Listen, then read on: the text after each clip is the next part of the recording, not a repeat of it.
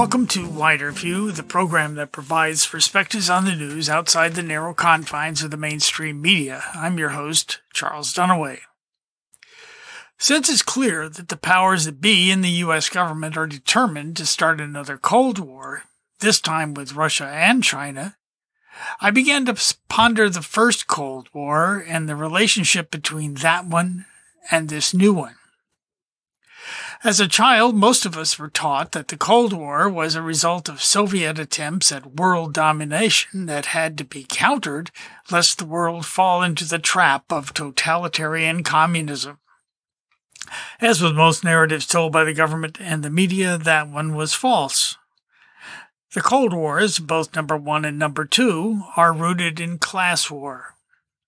To get a bit of perspective, let's go back to the Gilded Age of the late 1800s. There was a time when the rich did not pay tax, although they lived in mansions while their workers lived in shacks. Back then the wise men said, as long as enterprise is free, the future will be full of great prosperity. The sick and unemployed would usually end up on the street, searching through the garbage for something to eat. In the age of the robber barons,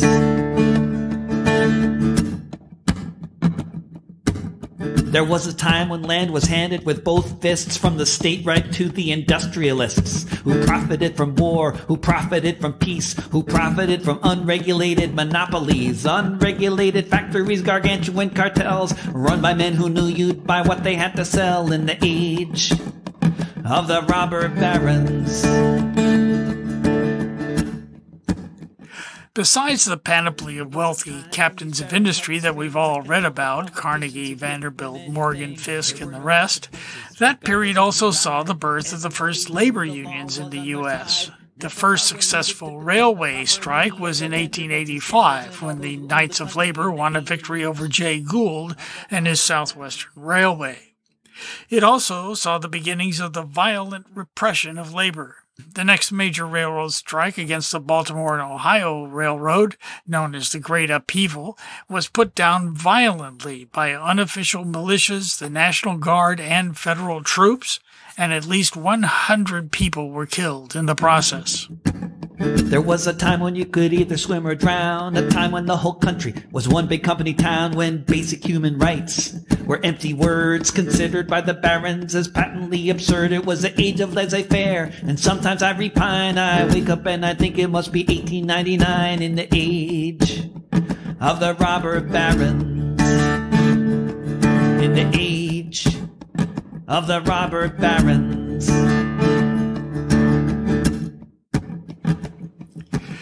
The capitalist class now feared the working class and used the power of government to repress unions and keep workers in their place, which they saw as working long hours for poor wages under appalling conditions. The struggle continued as more and more workers became educated about the nature of capitalism and alternatives like socialism. The Industrial Workers of the World, or IWW, was founded in 1905 and had 150,000 members at its peak. Conditions, they are bad, and some of you are sad. You cannot see your enemy, the class that lives in luxury. You working men are poor, will be forevermore. As long as you permit the few to guide your destiny, shall we still be slaves and work for wages? It is outrageous, has been for ages. This earth by right belongs to toilers and not to spoilers of liberty. But then the aristocratic families of Europe started fighting one another, and the pressure began to rise for the U.S. to join the war. The IWW opposed U.S. entry into the war, saying, "We openly declare ourselves the determined opponents of all nationalistic sectionalism or patriotism, and the militarism preached and supported by our one enemy, the capitalist class. We condemn all wars, and for the prevention of such, we proclaim the anti-militaristic propaganda in time of peace, thus promoting class solidarity among the workers of the entire world, and, in time of war, the general strike, in all industries." As you can imagine, that did not go over well. The war was desired by the capitalists because they saw it as a way to make even more money. The war also provided an excuse to silence dissent. In 1917, Congress passed the Espionage Act. This act was then used to charge Eugene Debs of the socialist movement and put him in prison, and has recently been used to charge Chelsea Manning, Julian Assange, and Edward Snowden. Then came the event that scared the capitalist class more than any other, the October Revolution in Russia, 1917. Stand up, all victims of oppression, for the tyrants fear your might. Don't cling so hard to your possessions, for you have nothing if you have no rights. Let racist ignorance be ended, for respect makes the empires fall. Freedom is merely privilege extended, unless enjoyed by one and all. So come brothers and sisters, for the struggle carries on. The Internationale unites the world in song. So comrades, come rally, for this is the time and place. The international ideal unites the human race. The winning Bolsheviks established the world's first socialist state and ended Russian participation in the First World War in March of 1918. The capitalist reaction was swift. In August 1918, prior to the end of the war, U.S. troops landed in Vladivostok in Russia's Pacific coast, joining British, French, and Japanese forces. Nearly 8,000 U.S. soldiers eventually joined this force in Siberia, and in September 1918, another contingent of 5,000 U.S. troops landed in Arkhangelsk, northeast of St. Petersburg. U.S. troops remained on Soviet soil until April 1, 1920, resulting in the deaths of 424 U.S. soldiers. But having failed to defeat communism in the Soviet Union, the elites were determined not to let the Red Menace gain a foothold in the U.S. or anywhere else. So in 1918, we saw the first Red Scare. U.S. authorities saw the threat of communist revolution in the actions of organized labor in such disparate cases as the Seattle General Strike and the Boston Police Strike. Attorney General A. Mitchell Palmer began conducting raids in November 1919 under the direction of the young J. Edgar Hoover to round up and arrest suspected leftists, especially immigrants from Italy and Eastern Europe who were thought to be infected with the disease of socialism. Eventually, 3,000 were arrested and 556 were deported. The Palmer raids had a chilling effect on the nascent socialist movement in the U.S., as many of their more prominent leaders were arrested or deported. The problem with the socialists and communists, though, was not their alleged atheism or even their opposition to war. The problem was that they and the labor movement from which they sprang threatened the power and thus the wealth of the capitalists who even then ran the U.S. government. This justifiable fear of socialist revolution that permeated the elites of the U.S. and Western Europe, no doubt, played a major role in the rise of right-wing movements such as the fascists in Italy and the Nazi Party in Germany. Historian Peter Kuznick writes, "There are a lot of American elites who were involved in helping finance and helping rearm and helping rebuild the German economy during this period. A lot of those folks who we call the greatest generation were Nazi enablers, and many of them saw the Nazis as a bulwark against Bolshevism, as against communism, and were therefore happy and willing to support and allow and tolerate and turn a blind eye to the rearmament of Germany during this time because they saw the Nazis as the way to stop the communists and the Soviet Union." After the Great Depression of 1929, the election of Franklin Roosevelt and his New Deal began the only period in recent history in which the elites were forced to share some of their power and filthy lucre with the general public. Obviously, that did not go down well with the titans of industry. After the extent of his New Deal plans to end the Great Depression became known, many of the wealthy industrialists in the country considered President Franklin Roosevelt at the minimum a traitor to his class and a pawn of, quote, Jewish communism, end quote. They formed the American Liberty League. No gathering of crackpots, but a roll call of the most powerful American capitalists, including J.P. Morgan, the DuPonts, Andrew Mellon, the Rockefellers, E.F. Hutton, and Joseph Pugh of Sunoco. During July of 1933, two men came to Marine Major General Smedley Butler looking for a man to help rally the members of the Bonus Army, a group of disgruntled World War I veterans estimated at 500,000 men. Their plan was to descend upon Washington with this army and install Butler in a position as the Director of National Security, essentially making him an assistant president to help President Roosevelt. In reality, Roosevelt would have been a mere puppet. Butler thankfully turned them down. So when the Japanese bombed Pearl Harbor in Hawaii on December 7th, 1941, the U.S. entered the war. But even as thousands of Americans joined with Britain and the Soviet Union to fight the Nazi menace, some Americans closely aligned with Wall Street were planning another war. In his book, The Devil's Chessboard, David Talbot tells of a 49-year-old Wall Street lawyer with strong professional and social ties to Nazi elites. Allen Dulles was a partner in Sullivan & Cromwell, a prestigious Wall Street law firm that helped funnel U.S. investments into German industries like I.G. Farben and Krupp Steel. Dulles was appointed head of the Switzerland office of the Office of Strategic Services, or OSS, which was the intelligence arm of the U.S. military during World War II.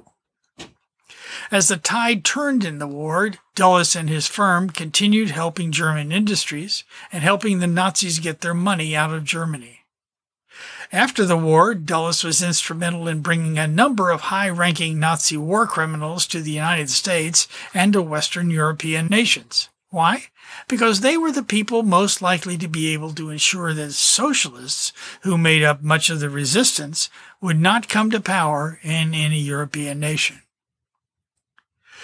It's clear that once the war ended, Roosevelt was intending to prosecute the Dulles brothers for their support of the Nazi cause, but his death changed everything. Fletcher Prouty tells the story of being ordered to pick up 750 U.S. aircrew POWs who had been shot down in Romania, and he discovered that the group included 100 Nazi intelligence agents and scores of Nazi-sympathetic Balkan agents. The OSS had hidden them in this shipment to prevent the Soviet army from capturing them. And not long after, the OSS planned the escape and transport of Hitler's chief intelligence officer, Reinhard Gehlen, to Washington. All these efforts were part of the secret transformation of the OSS from an anti-Nazi to an anti-Soviet spy agency.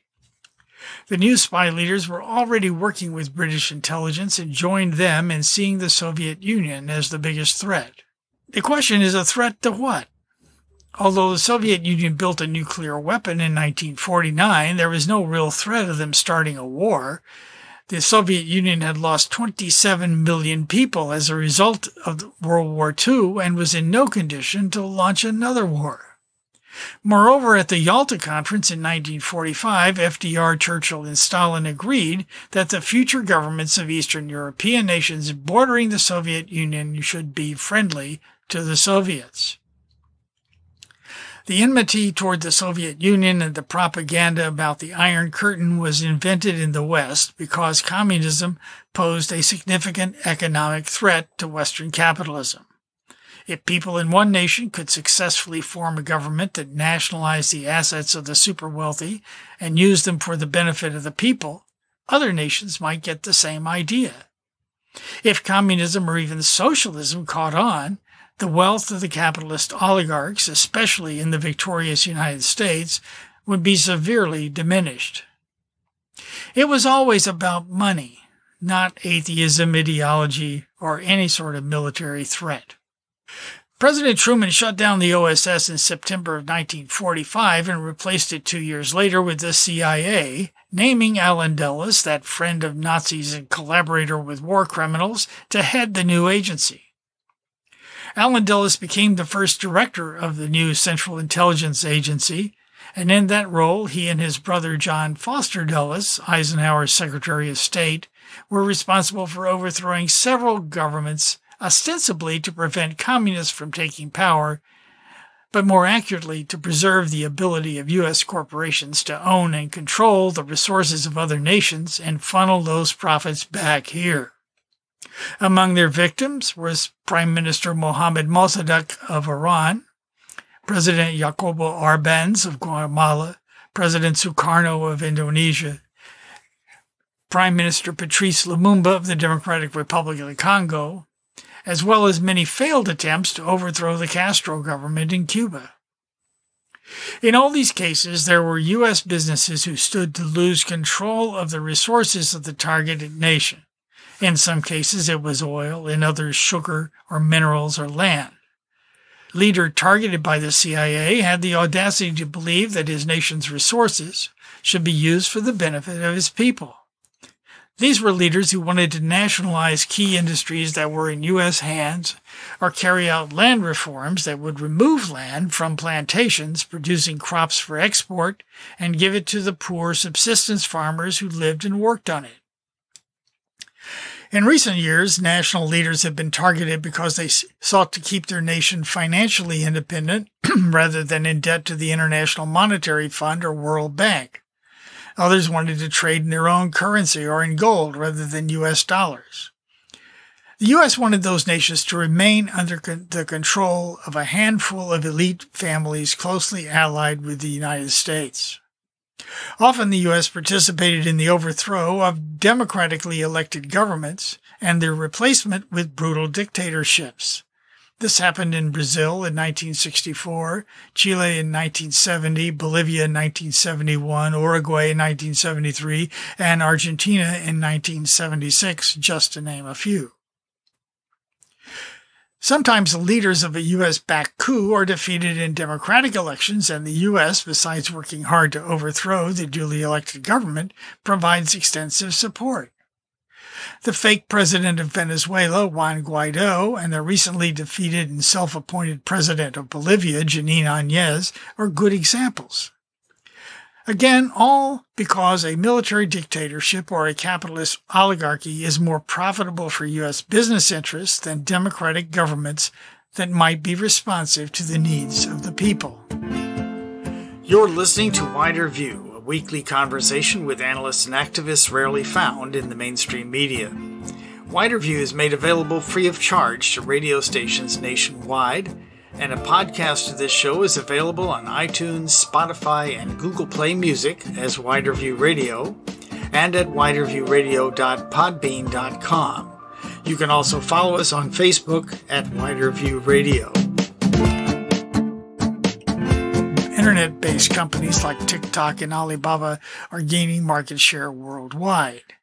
If the U.S. is to catch up and successfully compete and win against China in these businesses, we will have to invest in research and development and have an industrial policy that funnels resources into key industries. But the financial capitalism of today's Wall Street cannot permit that. Those investments would come at the expense of corporate profits and stock market speculation. An industrial policy would give the government considerable control over the assets of certain industries and diminish the power of Wall Street. That cannot be permitted, so we must use our military to threaten China and use sanctions to banish their products from the U.S. market. The new pivot to Asia under Obama, the new Cold War with China, has nothing whatever to do with human rights or with China stealing our jobs or with China setting the rules for trade. It's about making sure the U.S. billionaires get even wealthier. China is posing no military threat to the U.S. In fact, it's the U.S. that has 800 military bases flung all over the world, many of them encircling China. The military threat is a narrative being used to justify even more spending on weapons systems, naval vessels, and aircraft. The only real threat is the threat to the profits of the military-industrial complex. Once again, it's all about the money. Russia also poses no threat to the U.S., but in order to keep military spending high and to unload our military equipment on the subservient NATO countries, the government needs to promote the narrative of a Russian threat. They've invented all sorts of ridiculous claims to build anti-Russian sentiment in the U.S. They invented a story about Russian interference in the 2016 election that turned out to be baseless. The U.S. organized a coup in Ukraine to overthrow an elected president and replace him with an anti-Russian ideologue backed by outright Nazis. Then when Crimea voted to secede from Ukraine and rejoined Russia, they claimed that Russia invaded it. And when the Russian-speaking provinces of Ukraine seceded in protest of the coup in Kiev, Russia was blamed. They've invented far-fetched stories about Russia poisoning the Skripals in England and Navalny in Siberia, although no evidence has been provided for either. So what's that all about? Again, it's the money. Russia and Germany are in the process of building a pipeline that will bring methane gas from Russia to Western Europe, and the U.S. would rather sell the Europeans much more expensive liquefied natural gas shipped from the United States. Most threatening of all, improved relations between Russia and the rest of Europe might convince European governments to dissolve the useless NATO and quit buying huge amounts of unnecessary military equipment from the United States. I believe the First Cold War and the Second Cold War are about money, pure and simple. They are about making the wealthy in the U.S. even more wealthy at the expense of everyone else. We can't have free college, Medicare for all, decent infrastructure, public housing, a jobs guarantee, or any number of other good things because the money must flow to the 1%. The Cold Wars are thinly disguised class wars. There's little we can do to change government policy since both parties and the media enthusiastically support the new Cold War, and for that matter, any war the U.S. is involved in. Their donors and advertisers demand it. But we can be alert to the propaganda and do what we can to refute it and let people know when the government is lying about Russia and China, which is almost always, and alert people to the dangers of war with either nation. It's been said that war is when your government tells you who the enemy is, and revolution is when you figure it out for yourselves. Well, we need to know our enemy, and it's not the Russians or the Chinese or the Iranians. It's the corporate chieftains, Wall Street bankers, and assorted billionaires that keep us at war using money they're stealing from us. When the rich man on the TV said this world's mine, when he asked which side you're on, told you to step in line, when he gave his reasons for his war of conquest, when he talked about your wallet, said in your interest, did you shrug your shoulders? Do as you were told, hang a flag in your window, and buy the goods that you were sold? Or did you shut off his craven image, call the man a liar? Did you strike a blow against the empire? Did you strike a blow against the empire? One of the popular memes the U.S. government is using these days is rules-based international order. They continually accuse nations that fail to subjugate their sovereignty in order to enrich U.S. banks and corporations of being outside this rules-based international order. There's a serious deception going on here. There has been an international order for 70 years. It was established in the aftermath of the Second World War. This international order set a number of rules agreed upon by virtually all nations: the United Nations Charter, the Universal Declaration of Human Rights, the Geneva Conventions, and the Genocide Convention. But this is not the international order Secretary of State Blinken means when he's accusing Russia, China, Iran, Venezuela, or Syria of not following the rules. It's the U.S. that doesn't follow those rules. The U.S. has all but abandoned the United Nations, not because it's ineffective, but because it can't be controlled by the U.S. and is unwilling to provide a cloak of legality for U.S. interventions overseas. These unilateral interventions, including sanctions and regime change operations as well as military assaults, are patently illegal under the true rules-based international order. The U.S. also loves to accuse its competitors or designated enemies of violations of human rights. But there is a universally agreed-upon set of rights, many of which the U.S. conveniently ignores when the violator is the U.S. itself or one of its allies. Some examples: Article 14, everyone has the right to seek and to enjoy in other countries asylum from persecution. Article 25, everyone has the right to a standard of living adequate for the health and well-being of himself and of his family, including food, clothing, housing, and medical care, and necessary social services, and the right to security in the event of unemployment, sickness, disability, widowhood, old age, or other lack of livelihood in circumstances beyond his control. All these treaties were signed by the U.S. and ratified by the U.S. Senate, and under our Constitution have the effect of law. Ignoring them or arbitrarily applying them is illegal under U.S. law as well as international law.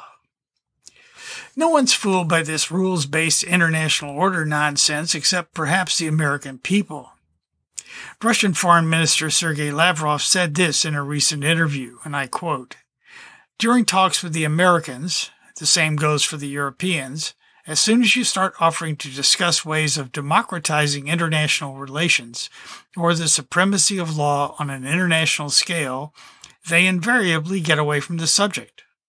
They want to replace international law with their own rules, which have nothing in common with the supremacy of law globally on a universal scale. Today's West sees a threat to its dominance. It's a fact.